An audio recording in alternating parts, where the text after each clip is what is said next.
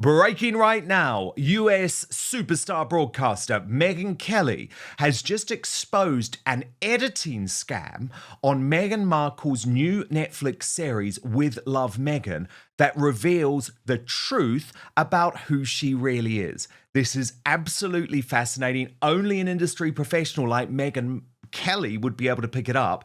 But trust me, this really says a lot about the woman we're dealing with. I'll get analysis from Brittany, editor of the Royal News Network, in just one moment. Ka-ching! Whoa, Brittany! Meghan Markle has just been totally exposed by Megyn Kelly. Isn't that astonishing? Oh, it's absolutely amazing that Megan caught that. I definitely didn't. I was watching it sort of on a live stream, so I was kind of like half listening to the series, to be quite honest. But that doesn't surprise me at all. It's sort of, a bit of a magic you can use behind the scenes to sort of make Megan look like she can actually engage with another human being in a sort of a normal fashion. Because what was fascinating about the series in some ways is that she comes across as incredibly awkward.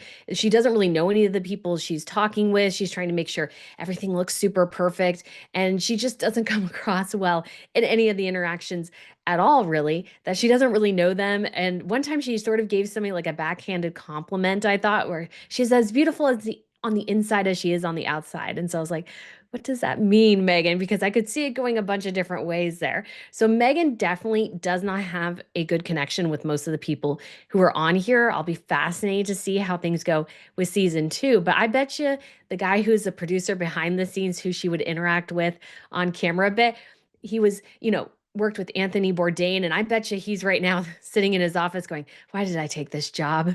Because they're having to do a lot of work to make Megan seem somewhat normal and a good host, because the whole premise of her show is that she is a good host, but you don't actually ever get that feeling that she is. She comes across as overbearing, awkward, so many different things. And so it's like, would I want to be hosted by Meghan Markle? Probably not. Then Megyn Kelly, with her guest Maureen Callahan of the Daily Mail, had a fascinating take on the whole Mindy Kaling Sussex name moment. And it's a really interesting take, Brittany, from me hearing that from an American perspective, where they're like, oh, all of this weird naming protocol, why does Mhm. it really matter?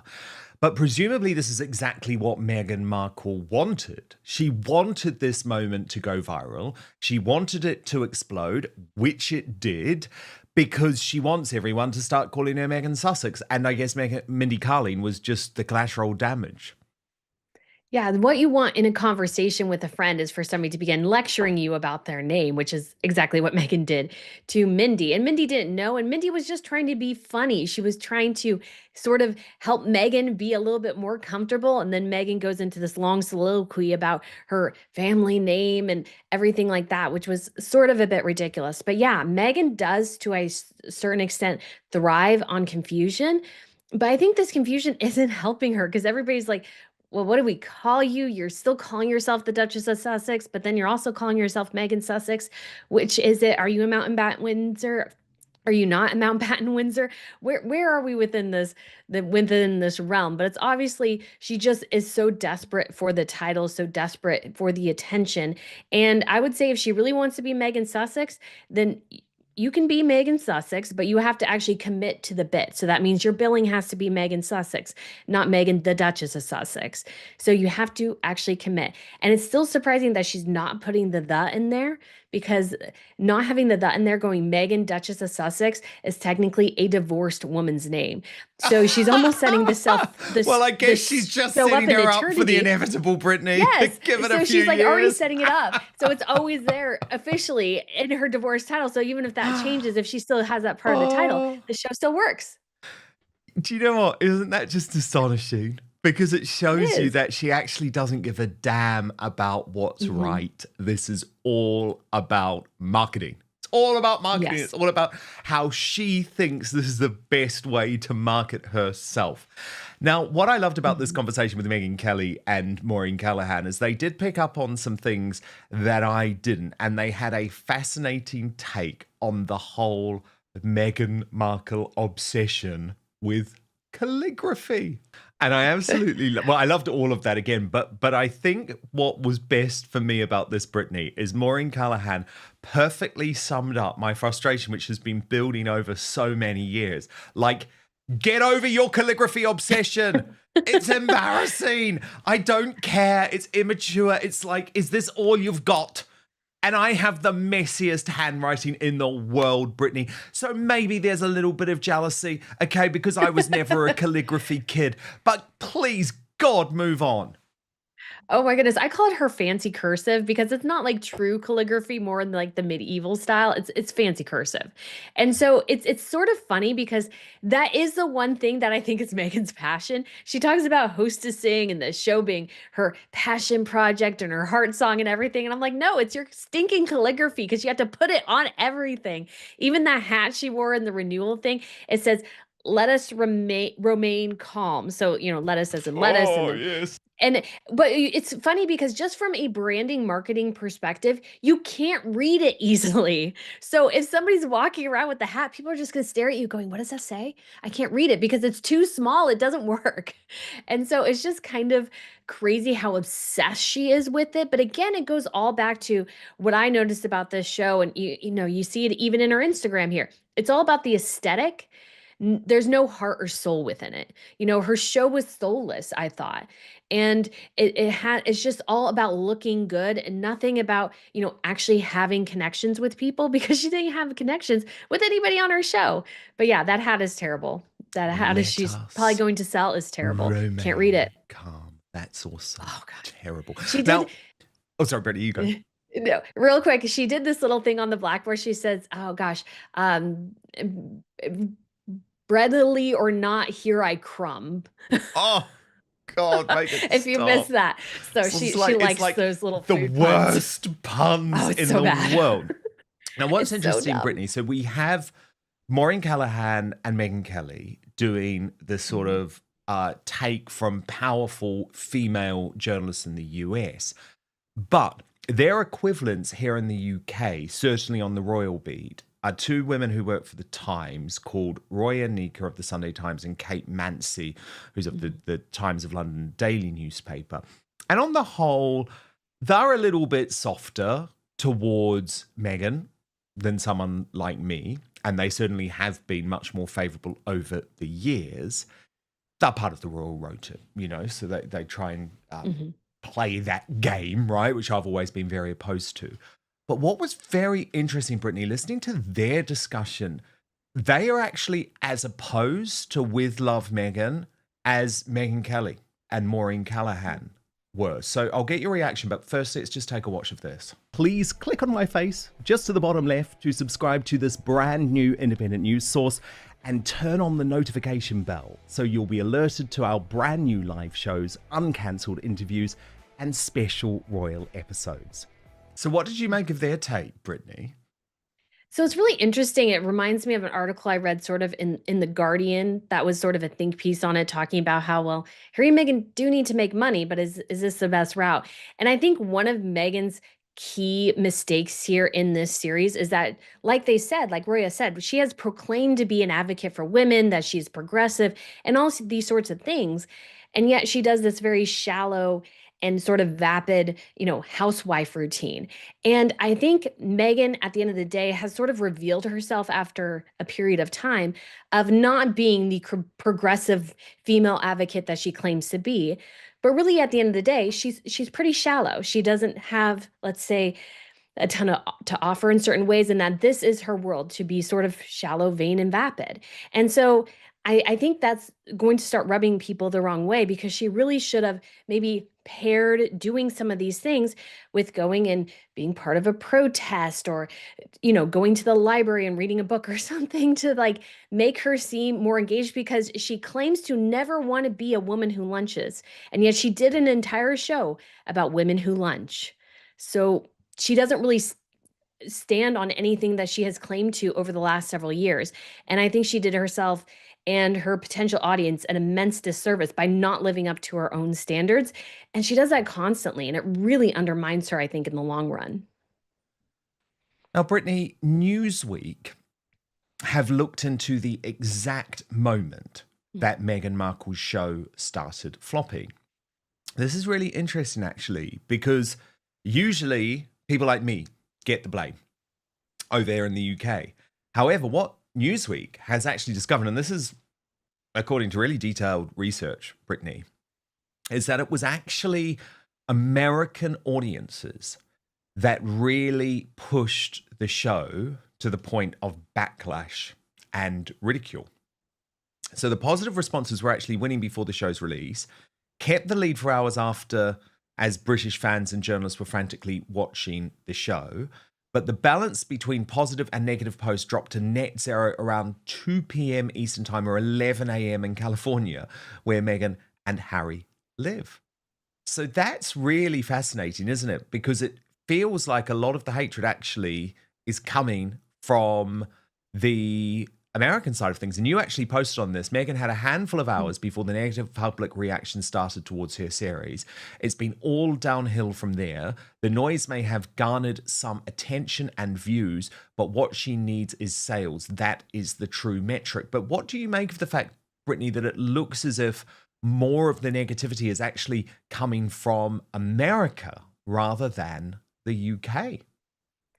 Well, I'm not really surprised at all, Dan. And it actually goes back to that previous segment of the reporters from the Times. I think Meghan has proclaimed herself to be one thing for so long, but yet we get this show and it's her fingers have been in it. She is the executive producer, she's the star, she's the one who's guiding and directing everything. And people were expecting so much more and they were let down. And I think in a time where egg prices are really high, there seems to be a lot of global instability.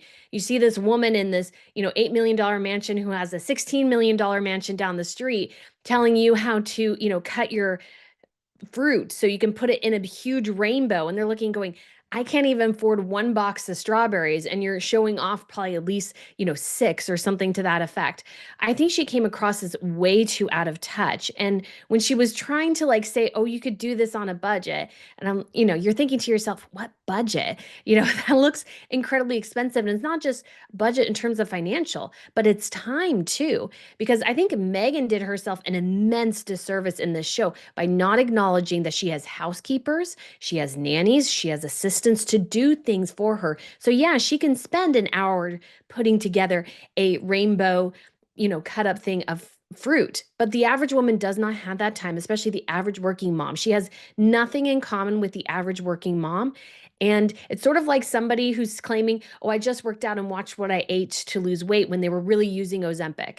And so it's like she's claiming to do all these things and trying to show this perfect existence while not acknowledging in the slightest, she probably has a staff of 10 to help her with the day-to-day things around her home. And so I think Americans watch that, and it's not totally aspirational. She just seems ludicrous and completely out of touch with the average person here in this country. Now, Brittany, there's also a lot of fun being had with this series on both sides of the Atlantic. So I want to show you first a woman from the UK called Vanessa Feltz. She's a bit of a household name, sort of chat show doyenne, I guess. And she decided to make her own version with Love Vanessa. Oh God, I'm cringing almost as hard watching that as I did watching Meghan. And then the TikTokers have been having a lot of fun, Brittany, and some of these are just truly funny. Brittany, I liked that one. I like that one. Oh, it's My good. house manager. So look, look, maybe Meghan is giving a little bit of joy, but not in the way she expected to give joy. No. If you see what I mean. Like, No. we're not laughing with you, but still, we'll take it, right? Yeah, we're laughing, but more at you than with you. And I'm sure she does not appreciate that in Oh, the no. slightest. Although, according to the Telegraph, she has not read any of the negative reviews. And I'm like, Oh, as serious? if. So what? I was like, So what? They've briefed to the Telegraph that she hasn't read the reviews. I promise you, that's not true. That is or somebody's hilarious. told her. Yeah, I remember reading that. I was like, really?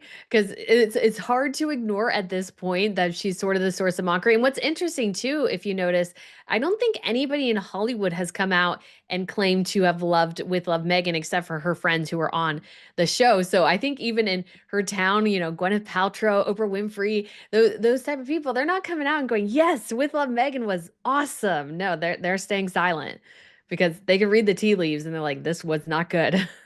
I'm probably laughing right along with us, to be quite honest. Oh, Brittany, I've really enjoyed this. Thank you so much. And of course, you've Thanks, got to Dan. follow the Royal News Network Mhm. for all of the latest. Actually, Brittany, just before we go, can we cleanse our soul Mhm. just Yes. and take a look at the Yes. Commonwealth Day celebration. I think she Looking wasn't gorgeous.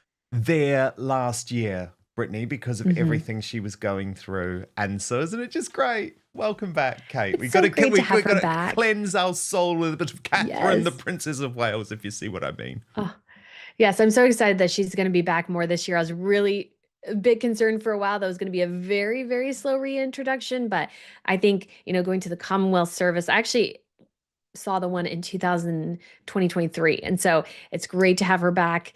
And so excited for her to continue to Yeah. feel better and be out there. Hopefully state visits this year, her wearing a tiara. That is my hope. Yes, and there's your palate cleanse. There's your palate Yes. cleanse so that we're ending on the real Mhm. royals. But come The on, there's real been a lot royals. of entertainment from one to see, so we have to admit that. Yeah. Brittany, editor of the Royal News Network, give her a follow on YouTube. She does a lot on the real royals from all across Yes. the globe. Brittany, so brilliant to have you, and we will speak next week. Yes. I will see you then. Megyn Kelly argues that With Love appears to have been constructed with image rehabilitation in mind.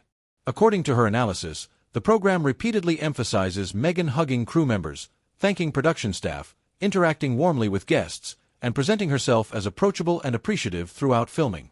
Kelly suggests these moments are too frequent and too deliberate to be coincidental. In her view, the production appears designed to answer previous criticism rather than simply document the cooking show naturally. That interpretation has sparked significant discussion online. To understand why these editing choices are receiving attention, it's important to consider the wider context. Over the past several years, numerous reports have alleged difficult working relationships involving the Duchess of Sussex. Former staff members have made various claims about workplace culture, while Meghan has consistently denied allegations of bullying or mistreatment. Against that backdrop, every scene showing friendly interactions with employees inevitably attracts closer scrutiny than it otherwise might. For critics, these scenes appear intentionally placed.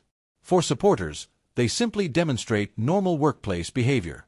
Megyn Kelly specifically questions how reality programming is assembled.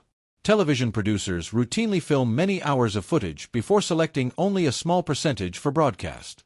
Through editing, producers naturally shape narratives by deciding what audiences ultimately see.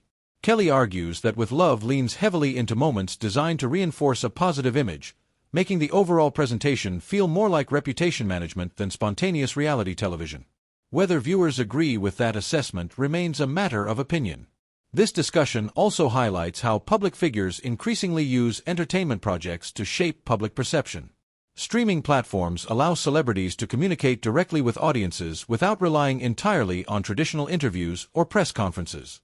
Cooking shows, documentaries, podcasts, and lifestyle series can all become opportunities to present carefully controlled versions of someone's personality and values. Critics argue that With Love serves this purpose. Supporters respond that every television program is edited and produced, making this criticism unfairly selective. Regardless of intent, the controversy demonstrates the challenge Meghan continues to face. Every new project is evaluated not only on its entertainment value but also through the lens of previous controversies surrounding the Sussexes.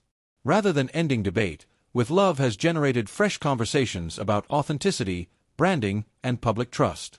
That means even positive moments shown on screen are often viewed through competing interpretations.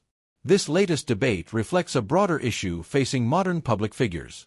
In an era of social media, documentaries, podcasts, and streaming platforms, audiences increasingly question how much of what they watch represents genuine reality versus carefully constructed storytelling. Editing is an unavoidable part of television production, but when the subject already attracts intense public attention, every creative decision becomes part of a much larger conversation.